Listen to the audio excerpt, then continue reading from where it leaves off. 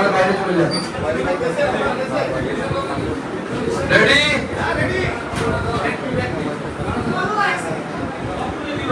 তোমরা কারা টিভি নেই? সকাল থেকে রাস্তায় তাড়াতাড়ি করতে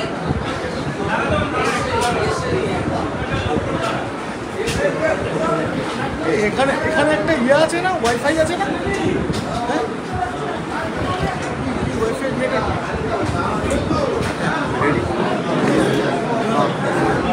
এখানে ওয়াইফাই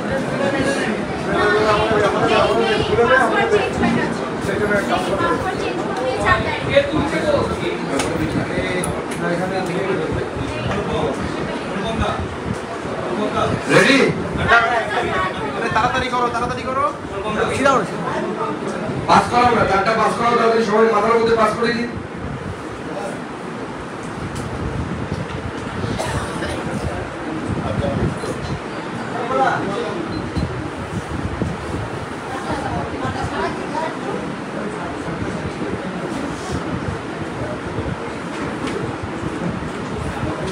হয়েছে? রেডি?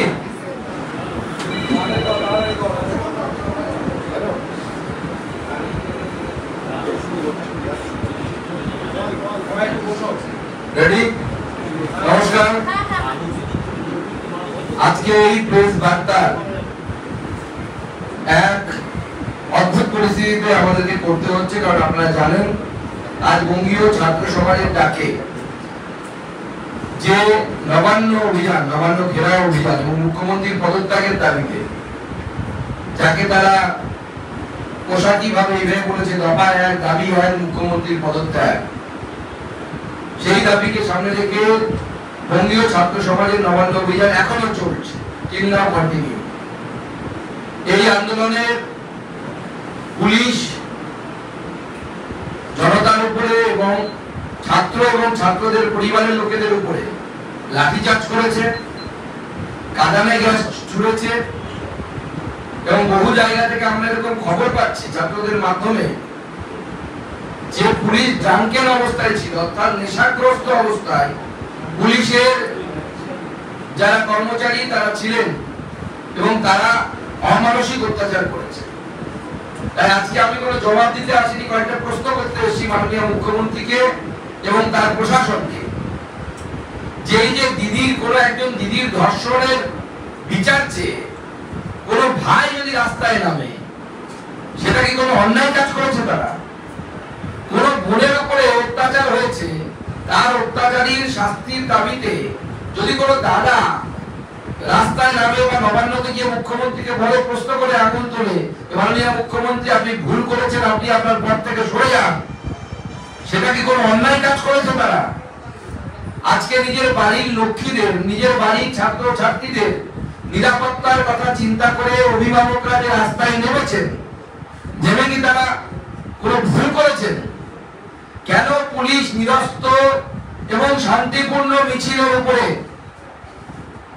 কেন পুলিশ লাঠিচার্জ করলো? কেন কাঁদানে গ্যাস ছুড়লো? এমনকি বয়স্ক মানুষ, মহিলারা পর্যন্ত ছাড় পায়নি। পুলিশ অজুহাত হিসেবে হয়তো বললো যে পাথর ছুড়েছে, কোনো জায়গায় পাথর ছোড়ার ঘটনা পুলিশের লাঠিচার্জের আগে ঘটেনি। কেমিক্যাল মেশানো জল স্প্রে করা হয়েছে, এরকম অভিযোগ আমরা ছাত্রদের কাছ থেকে পাচ্ছি, যে জল কামান দেখেছে পুলিশ। ছাত্রদের, নিরীহ ছাত্রদের একটি আন্দোলন, সেই আন্দোলনে পুলিশ কেমিক্যাল মেশানো জল স্প্রে করছে। এটা কি ধরনের আচরণ?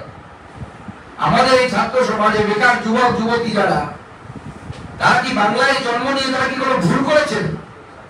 যে চাকরি বিক্রি করেছে তৃণমূল কংগ্রেস, তোলাবাজি করে বাংলার মানুষকে সর্বস্বার্থ করেছে, শিক্ষামন্ত্রী জেলে, প্রাক্তন খাদ্যমন্ত্রী জেলে, বিভিন্ন কেন্দ্রের টাকা চুরি করেছে, এমনকি ভোটাধিকার পর্যন্ত কেড়ে নিয়েছে, মানুষের গণতন্ত্র নেই এখানে। তার বিরুদ্ধে যখন আমাদের ছাত্র সমাজ যখন নামছে, বাংলার ছাত্র সমাজ যখন নামছে, তখন সেই বাংলার ছাত্র সমাজকে মাননীয় মুখ্যমন্ত্রী রক্ত স্নান করাতে চাইছে। মাননীয় মুখ্যমন্ত্রী আর বারবার আঘাত এনেছে। আমি শুনলাম এই দমদমের কাছে একটি মেয়ের নাকি ড্রাঙ্কের অবস্থায় পুলিশ লাঠিচার্জ করে যখন মাথায় বাড়ি দিয়েছে। এখনই খবর পেলাম, আমি অবাক হয়ে গেলাম যে কিভাবে আমরা পুলিশের আচরণ দেখতে পাচ্ছি যে আচরণগুলো মানুষ কোনোভাবে মেনে নিতে পারছে না, এবং যে মুখ্যমন্ত্রীকে এত দমন পীড়ন করে ক্ষমতায় টিকে থাকতে হচ্ছে, সেই মুখ্যমন্ত্রীর কি ক্ষমতায় থাকার কোনো প্রয়োজন আছে কি? আমার তো মনে হয় না সেই মুখ্যমন্ত্রী ক্ষমতায় টিকে থাকার কোনো অধিকার আছে। তাই বাংলার মানুষকে জবাব দেওয়ার সময় এসেছে এবং এই জবাব দিতে হবে। আজকে বাংলার গণতন্ত্র, স্বাধীনতা এবং সুরক্ষা সমস্ত কিছু বিপন্ন। সেই জন্য এই আন্দোলন বিজেপির আন্দোলন, রাম বাম কোন আন্দোলন না। মাননীয় মুখ্যমন্ত্রী দেয়াল লিখন করতে পারছেন না। মাননীয় মুখ্যমন্ত্রী দেয়াল লিখন করতে পারছেন না। বাংলার সাধারণ মানুষের আন্দোলন। যে বাবাটি মনে করছে যে আমার বাড়ির মেয়েটি সুরক্ষিত নয়, সেই বাবার আন্দোলন। যে মা মনে করছে আমার বাড়ির মেয়েটি সুরক্ষিত নয়, আমার ছেলের ভবিষ্যৎ সুরক্ষিত নয়, চাকরি নেই, চাকরি চুরি হচ্ছে, তাদের আন্দোলন এই আন্দোলন। এই আন্দোলন জনগণের আন্দোলন। স্বৈরাচারীদের কাছ থেকে, স্বেচ্ছাচারী সরকারের কাছ থেকে বাংলাকে রক্ষা করার আন্দোলন। আজকে আমরা অবাক হয়ে যাচ্ছি পুলিশের আচরণ দেখে। এক ছাত্রের কাছে আমরা খবর পেলাম যে তার সহপাঠী একজন কিবোর্ডের কাছে সে দাঁড়িয়েছিল, তার পেটে টিয়ার গ্যাসের সেল না গুলি লেগেছে, এখন আমরা বুঝতে পারিনি। তাকে হসপিটালে নিয়ে যাওয়া হয়েছে। সেই হসপিটালে নিয়ে গেলে ডাক্তার আগাম বলবে যে কি পরিস্থিতি তৈরি হয়েছে, আদৌ কি গুলি লেগেছে না টিয়ার গ্যাসের সেল লেগেছে। তো মানুষ কতগুলো জিনিস আজকে কিন্তু পশ্চিমবঙ্গের মানুষ কিন্তু প্রমাণ করে দিল।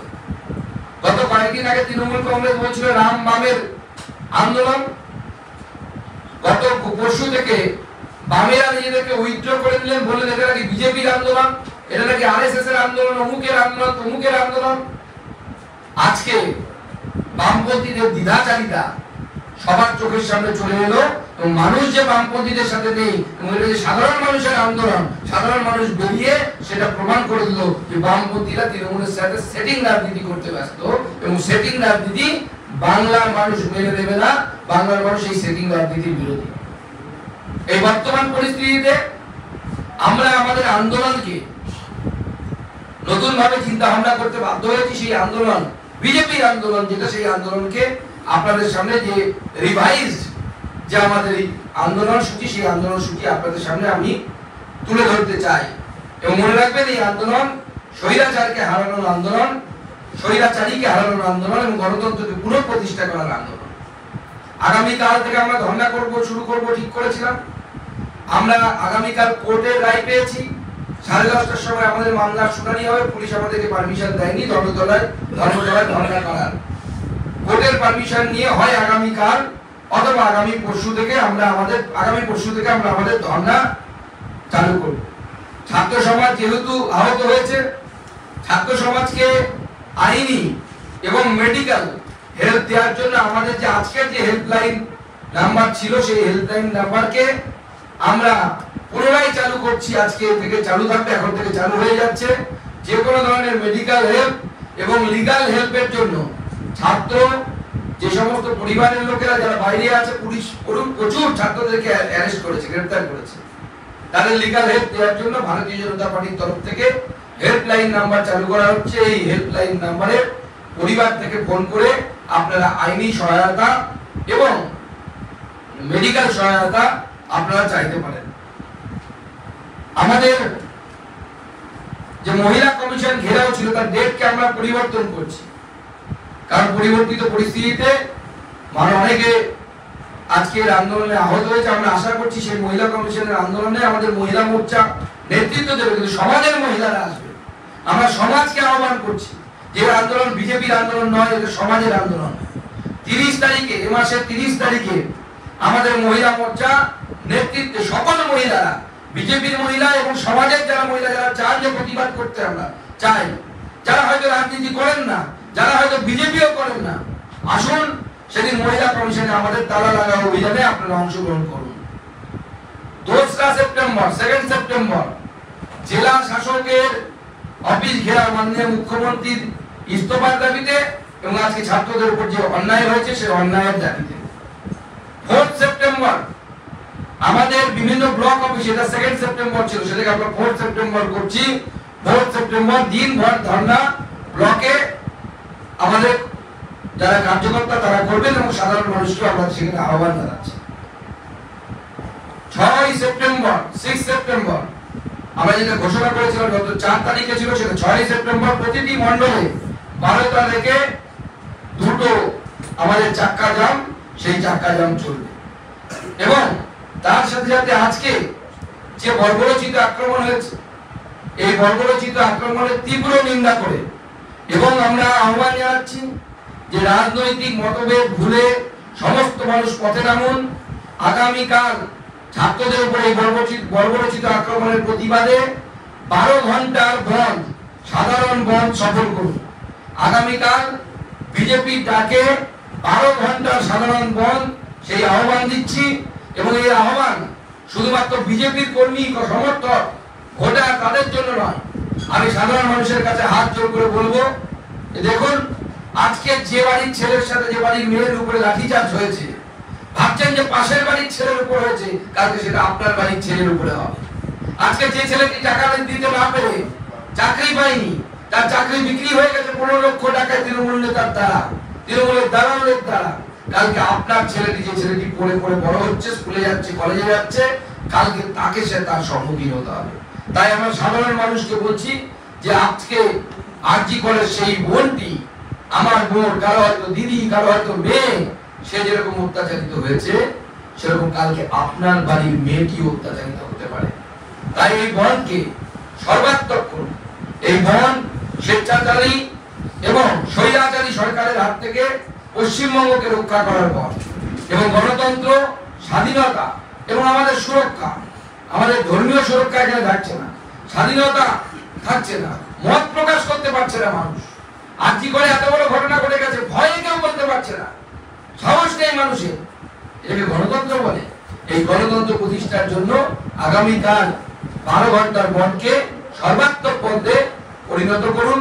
আমি ভারতীয় জনতা পার্টির সমস্ত কর্মীদেরকে, বিধায়ক, সাংসদ থেকে শুরু করে সমস্ত জনপ্রতিনিধিদেরকে এবং পদাধিকারীদেরকে এখান থেকে আহ্বান জানাচ্ছি যে আগামীকাল মানুষের কাছে যান, হাত জোর করে মানুষকে বলুন যে কালকের দিনটা একটু কষ্ট করুন, কালকে আপনার বাড়ির মেয়ের কথা চিন্তা করে, আপনার বাড়ির সন্তানের কথা চিন্তা করে 12 ঘন্টার সাধারণ বন্ধ সফল করুন। আমার এরকম বলার ছিল। সবাইকে নমস্কার, সবাইকে ধন্যবাদ। সকাল 6টা থেকে বিকেল 6টা, 12 ঘন্টার পথ, সাধারণ পথ, রাজ্য জুড়ে।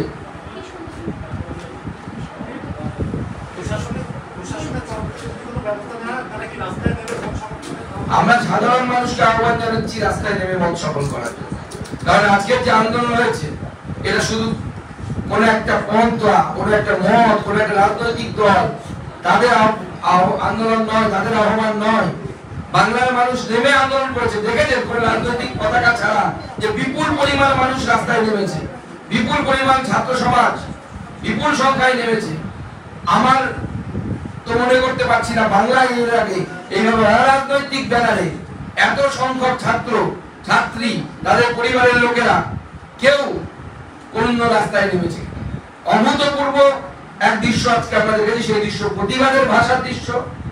মানুষ রাস্তায় নেমেছে, প্রতিবাদ করেছে এবং আগামী দিনেও প্রতিবাদ করবে। আমরা মানুষকে আহ্বান জানাচ্ছি, সাধারণ মানুষকে বলছি যে এই ছাত্রদের কথা ভেবে, যাদের উপরে লাঠি পড়েছে, তাদের জন্য প্রতিবাদ করে প্রচুর আহত, গ্রেফতারি করা হয়েছে, তাদের কথা ভেবে আগামীকাল 12 ঘন্টার বন্ধ আপনারা সর্বাত্মকভাবে সফল করুন।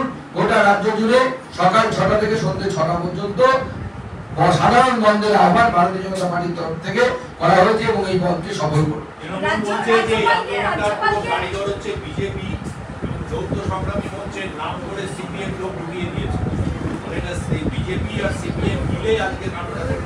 সিপিএম তো ঘোষণা করে দিয়েছে তারা এর মধ্যে নেই। সিপিএম তো গত পরশু তো পরিষ্কার করে দিয়েছে যে আমরা এই ছাত্র আন্দোলনে নেই। তারা নাকি আরএসএস ফরএসএস কি সব গন্ধ পাচ্ছে। এত গন্ধ কোথায় পায় ওটা বুঝতে পারি না। যে পচা দুর্গন্ধটা বেরোচ্ছে নবান্ন থেকে, সেই গন্ধটা পাচ্ছে না। সেটিং ফিশ ফ্রাইয়ের গন্ধে সেই গন্ধ ঢাকা পড়ে যাচ্ছে। শুধু ফিশ ফ্রাইয়ের গন্ধ তারা পাচ্ছে, মহা করছে। বামরা হচ্ছে তৃণমূলের এপিট আর ওপিট। তৃণমূল এবং বাম এরা হচ্ছে সেটিং রাজনীতি করে, বিজেপি সেটিং রাজনীতি করে না। আর বিজেপির আন্দোলন এটা নয়। তবে আমাদের বিরোধী দল তৃণমূল কংগ্রেস যেভাবে বিজেপি হচ্ছে, এরপরে মনে হচ্ছে আমরা বাধ্য হয়ে নবান্ন অভিযানের দাগ দেবো এবং দেখাবো যে বিজেপির নবান্ন অভিযান হলে কি হতে পারে। তখন এসব ব্যারিকেড কিছু থাকবে না। এবং আজকে যেভাবে কয়েকটা দৃশ্য দেখলাম যে পুলিশ দৌড়ে পালাচ্ছে, তখন সব পুলিশ দৌড়ে গিয়ে নবান্নে গিয়ে আশ্রয় নিবে। তাদেরকে কেউ আহ্বান জানিয়েছে, তারা গেছে, কিন্তু বিজেপির প্রমুখ নেতারা এই আন্দোলনে কেউ যায়নি, কিন্তু সবাইকে আহ্বান ছিল। আমরা তো বলেছিলাম ছাত্র সমাজ তো সব রাজনৈতিক দল, অধীর চৌধুরী থেকে শুরু করে সবাইকে আহ্বান জানিয়েছিলেন, তাদের মনে হয়েছে তারা গেছেন। বিজেপির কোন নেতা অফিশিয়ালি এটাতে পার্টিসিপেট করবে না। কালকে যখন ছাত্ররা প্রেস মিট করে তখন তারা বলেছিল যে আমরা বলছি যাতে কোনো নেতা না থাকে, কিন্তু আজকে আমাদের কাছে বড় যে জেলাগুলো ছিল, ধরুন আরামবাগ থেকে মধুসূদন বাগ আপনাদের এমএলএ, ও একটা লিড করে একটা ডেলিগেশনকে এনেছে। চুঁচুড়া হুগলি থেকে ছোট ছোট যারা নেতা মন্ডলে তারাও এনেছে। দেখুন, আপনারা তো এই আন্দোলন দেখলেন, আপনারা দেখেছেন ব্যারিকেড ভেঙেছে আমাদের ছাত্ররা, আমাদের রাজ্যের ছাত্ররা ব্যারিকেডের উপরে উঠে জাতীয় পতাকা নিয়ে তারা আন্দোলন করেছে। কোথাও দেখেছেন বিজেপি এমএলএরা ভেঙেছে? তারা কোনোখানে হয়তো এসছে সাহায্য করার জন্য, কিন্তু সব থেকে বড় কথা বিজেপি ঘোষিত আন্দোলন নয়। বিজেপির ঘোষিত আন্দোলন হলে তার আকার আর বহর কি হবে আপনারা বুঝতে পারছেন। বিজেপি এই আন্দোলনের সাথে লিগালি এবং মেডিকেল হেল্প দেওয়ার জন্য আমরা আছি, কিন্তু সংখ্যা, লোক পাঠানো এসবের মধ্যে বিজেপি কোথাও ছিল না। বঙ্গীয় ছাত্র সমাজ তাদের নিজের ক্ষমতায়, তাদের নিজের, তারা কাউকে আহ্বান জানিয়েছে। অনেকে হৃদয় থেকে মনে করেছে আমাদের এই আন্দোলনে সামিল হওয়া প্রয়োজন, তারা চলে গেছে। রাজ্যপালকে রাষ্ট্রপতি শাসনের জন্য সুপারিশ জানানো হয়েছে, আবেদন করা হয়েছে, কে করেছে? শুভেন্দু অধিকারী মাননীয় বিরোধী দলনেতা ওনাকে জানিয়েছেন। বিরোধী দলনেতার কাজের মধ্যে পড়ে এটা। আগামী দিনে রাজ্যপাল তার সিদ্ধান্ত নেবেন এবং আগামীকাল বন্ধ, এই বন্ধকে সফল করুন। কিন্তু আজকে আন্দোলনকারীদের কাউকে দেখে ছাত্র বলে মনে হলো না, সবাই মানে খুবই বয়স্ক। আপনি কালকের জন্য অপেক্ষা করুন, কালকে আপনি ছাত্র দেখতে পাবেন। মধ্যগ্রামে একটা ঘটনা ঘটেছে, একজন যুবক ট্রাফিক সিগন্যাল ভেঙেছে বলে তাকে সিভিক পুলিশ মারধর করেছে। সঙ্গে সঙ্গে এলাকার লোক জড়ো হয়ে যতজন ট্রাফিক পুলিশ সিভিক পুলিশ ছিল সবাইকে উল্টো মারধর করে দিয়েছে। মনে হচ্ছে কোথাও যেন একটা ডিসওবিডিয়েন্স, মানে অসহযোগ। এই প্রশাসনের উপরে মানুষের বিশ্বাস চলে গেছে, আর কিভাবে থাকবে বলুন না।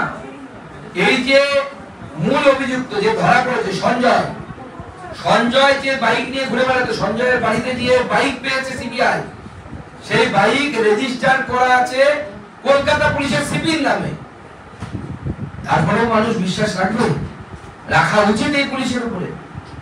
আজকে যেভাবে বেশ কয়েকজন অভিভাবক এসেছিলেন যারা আক্রান্ত হয়েছেন, আমরা টিভিতে যতটুকু দেখেছি, সেই অভিভাবকদের যেভাবে আক্রান্ত হতে দেখেছি, যেভাবে মারতে দেখেছি পুলিশকে, তারপরে আপনারা মনে করেন পুলিশের উপর মানুষের ভরসা থাকবে? বাঙালি ভালো সভ্য জাতি, শিক্ষিত জাতি বলে চুপ করে আছে, নাহলে রাস্তায় তৃণমূল নেতাদেরকে ধরে কান ধরে উদ্ঘোষ করা। সমাজদার একটা প্রশ্ন, বড়বাজারে আজকে দেখলাম কামদুনির প্রতিবাদী মুখ টুম্পা কয়াল, তাকে তৃণমূল আশ্রিত দুষ্কৃতীরা মিলে হামলা করেছিল এবং পুলিশ টুম্পা কয়ালকে তুলে নিয়ে গেল। দেখুন, বহু জায়গায় তৃণমূল কংগ্রেস দুষ্কৃতীদেরকে মিছিলে ঢুকিয়েছে। আমরা হাওড়ার ক্ষেত্রে খবর পেয়েছি যে আন্দোলনকারীদের পেছন থেকে তৃণমূল কংগ্রেসের দুষ্কৃতীরা ইট পাটকেল মেরেছে এবং তাদের পোশাক আশাক থেকে চেনা যাচ্ছিল যে তারা এই ছাত্র আন্দোলনের লোক না। এবং একজন বোম নিয়ে হামলাকারীকে আন্দোলনকারীরা ধরে বোম মারছিল, যে পুলিশের হাতে তুলেও দিয়েছে, তার ভিডিও আছে, চাইলে আপনারা আমাদের কাছ থেকে নিয়ে যাবেন। সবাইকে ধন্যবাদ, বাকিটা ধরেন।